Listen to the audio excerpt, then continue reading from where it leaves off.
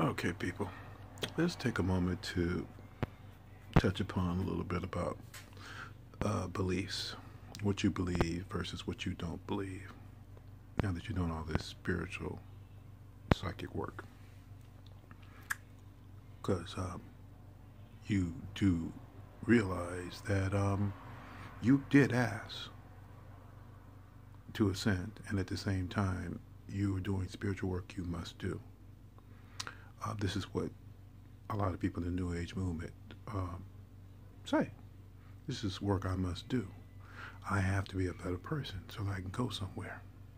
And I'm doing spiritual work because I'm teaching you what I have learned in my own life when the other side didn't want me. As far as so many of you who had your near-death experiences. You know, like John Holland had one too, which I thought was hysterical because basically what he had was a spin out. And he said that awakened his gift. It was not a near-death experience. He did not go off the road. He had a spin out. It's in his book. The way he penned it, it was a spin out. I've had a spin out. I didn't think I was going to die. I knew I was losing control of the car, but I didn't think I was going to die. And it didn't awaken anything in me but get my heart racing because I had lost control of the car. So now, there are other people out there who have had true near-death experiences like Denise Lynn or Michelle White Dove. But, hey, if that's the case, then my gift should have been awakened that time that I thought I was going to drown because the lifeguard was flirting with the girls poolside. And I'm sitting there drinking water because I had slipped into the deep end and couldn't swim and couldn't call out for help. And he too busy entertaining the ladies to notice that my little black ass was drowning. And I was a kid. And lo and behold, I didn't see no light. I saw an arm, a black arm. One of our chaperones grabbed me and pulled me out of the water.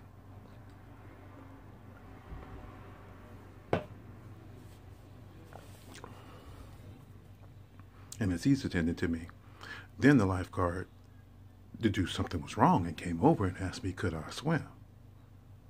Oh no, I just like drinking water because, you know, that's what little kids like to do. They get in the water to drink it.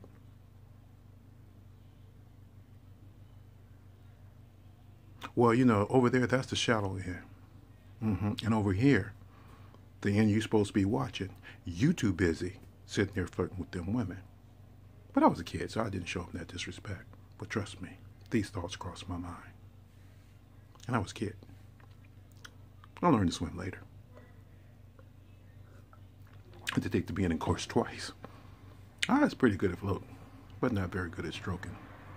But I can do it now. I can swim enough to get out of a pool, but I ain't going in that ocean. I leave that to y'all.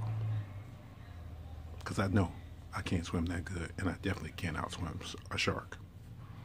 But I guess some of you can. But you know, that's the real secret anyway. 101. It's basic. I ain't seeking that kind of a thrill. But anyway, back to the case in point. Work you must do. This is what you don't understand about channeling people. Christ did not channel spirits. Didn't mean that he was not approached by them. Just means he did not channel them. He was approached by the devil. The devil wanted him to trade upon his gifts. That was the temptation of Christ. The devil said, I will give you all of this if you will just bow down to me. Meaning follow in pursuit. Use your talents, your wherewithal, your gifts, and I'll give you the world. And Christ had to chastise him and had to tell him to get behind him because he knew it was written. And he knew that none of that stuff that the devil was showing him was his to give. He could trick and bamboozle somebody to turn it over. But no, it wasn't his to give. It belonged to his Father, who was God.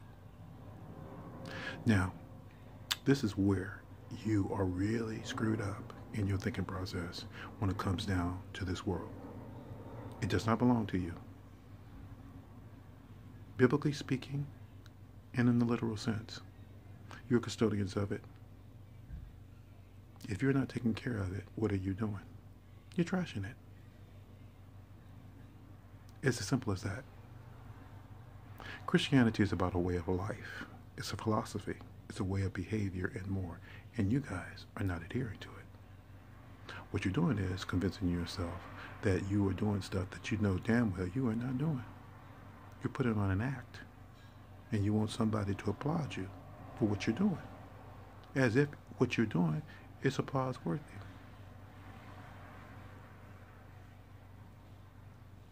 I'm going to give you a moment to just sit with that thought.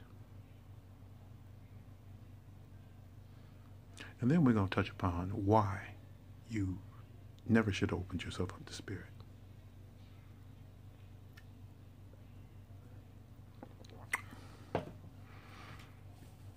A medium will tell you they have a problem. They don't have a problem with you being skeptical. They have a gift. They know they have a gift. They know they tap into something, but they don't know what it is. They know that what it is making use of their database, their data banks, in order to deliver a message. Now, they'll tell you, don't help them. And at the same time, we'll be sitting there asking you questions to validate when you've already told some of them, some people, don't say anything. And they won't say anything. And then you say, well, why don't you validate it? You told me not to say anything. Now, there are people that post, various readings done by like Long Island Medium and whatnot. And they, Lisa Williams, John Edwards, whoever. And the comments are hysterical. There's somebody who wrote, they said, I just come here for the comments. So the comments are hysterical. Because people basically are sitting there trying to debunk the shit, or at the same time think they know what a charlatan is. And yeah, there are charlatans out there. And then they'll say, well, there's a gift, but it's not really, to any great level. And at the same time, it's like, and what proof do you need? Because actually what they're doing is more so about them validating themselves and less so about you and anybody else who might actually want to take that message and go with it. There's nothing wrong with that if that's what you want to do, but you have to also understand something. The process of mediumship involves two parties. Well, actually, it's three, but it's two parties in the living that have to be participatory in it. You, who are in attendance and open to receive a message, and them who are delivering the message for those who are on the other side, so to speak, who they really don't know. They need you to validate who those people are. And how do they validate that?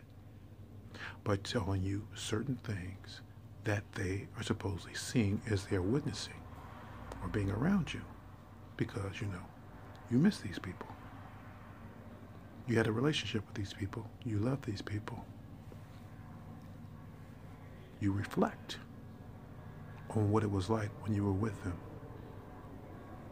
How you held their hand, how you attended to them, how you cared for them, how you fed them, how you dressed them, and more. These are things that you did that are a part of the psyche, your psyche. Now, you assume that so-and-so is there with you.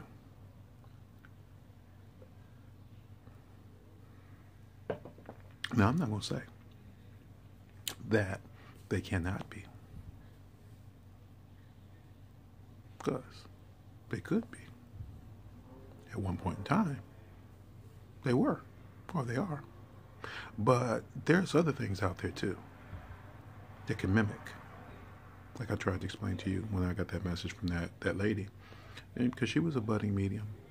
But she had also explained to me that she was in no way, shape, or form in a state of mind to be delivering messages, and this thing would not leave her alone.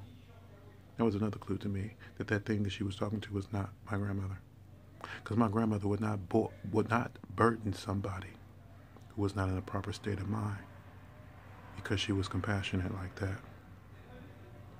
So whatever was coming at her to deliver that message was trying to sway me from the pathway that I was already on and being prepared for. They will use what they think they know about you to try and convince you that you have a tried and true message coming through. And you don't know what that shit is. That shit could be straight up demonic, trying to deliver a message and convince you to open up. Have you ever heard the term of a hitchhiker? That's when another entity enters into your sphere of consciousness and intertwines within you. It's akin to like having a demonic possession in a milder form.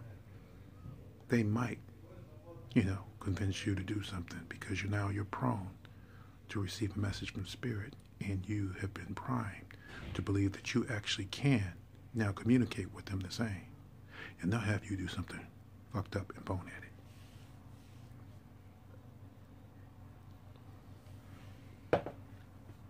I told you I studied all this shit, and part of my preparatory work was I did deliver messages, and I was quite good at it. Came to it very easily. But it's because I was always open to spirit anyway. As far as knowing that they were there, I just didn't talk to them all. I refused to. I only talked to God. I pray to God. Till he told me it was time for me to wake up. And he had me start working with, my so-called spiritual team, my guides, my angels, and more. Because we had a lot of work to do. I had to be brought up to speed on a lot of things. And then I needed time out when I was home. And my family thought I was wigging out, but now I was working with my father. I was meditating in that room, and he was pulling shit out of me. There was not going to be piggybacking to get back in good with him. He had serious work to do with me, and he could not have any tag-alongs. He had to divorce me from you as far as our spiritual sharing of one body. And at the same time, he also had to pull all that shit out because I had channeled and they had tried to sneak in.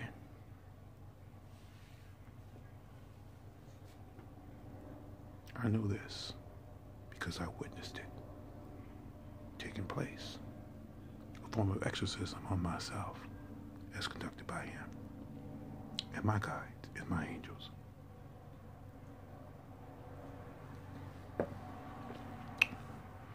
When they were done, I was a different man. I felt differently. My thought process started shifting. I didn't have things whispering in my ear telling me to be afraid or I should not do this or not do that. I was returning to my father as my own man. Now, I don't know how you gonna get that shit out of you. All of you who call yourself opening up to spirit. Because it takes an act of God to cast that shit out. And I still have the ability to cast out a demon. But where am I going to put it? It's got to go somewhere. Because my father said, he said, I probably will some point in time have you demonstrate that you can actually cast out a demon. But for right now, we'll just let them play with the demons. Because they want to do demonic work anyway. Because they're getting paid for it. So, go ahead and continue to channel because you can. You have an aptitude to open yourself up to things you shouldn't. And you want to. Because you think they're more trustworthy as a source than anything else has ever been penned before. You think that just surrounding yourself in some kind of pink light or some bubble that you imagine, that makes you powerful enough to protect yourself from these entities. Burning sage and stuff is going to just, run them out. Somebody put a cartoon on Facebook. I thought that shit was hysterical. Talking about, the house, it was like it was on fire because they were burning so much sage. with the caption down beneath talking about, you know, this is me, saging all the evil out of the house or whatever. The house was on fire. And at the same time, there was another picture that they said, they had a picture, and the woman was talking about if the fact that I burned sage disturbs you, you know, burn sage to get rid of evil, and it bothers you, then it's working. I mean, these are jokes. And it actually is funny. But the thing is, you know what else casts out evil? A truly good soul. They can't stand to be around you. They get agitated. This is a true fact. Even when I was asleep, if I was playing my gospel music and people really had a disturbed spirit on them, they would come in my office and they would start pacing. They would say, what's that you listen to? You know, can you turn it off for a second? What? I'm just playing some gospel music. What's wrong? I need to talk to you.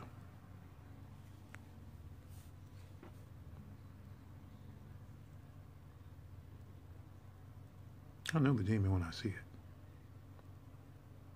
I also know when I could not stay in the same place with them because there was too many of them, and I was not going to do battle with them. I was not prepared or equipped to do so. Now, I know this about me. That a lot of you people left my page because you were supposed to. I had no problem with that. Doesn't mean I still don't know you out there, because I know you are.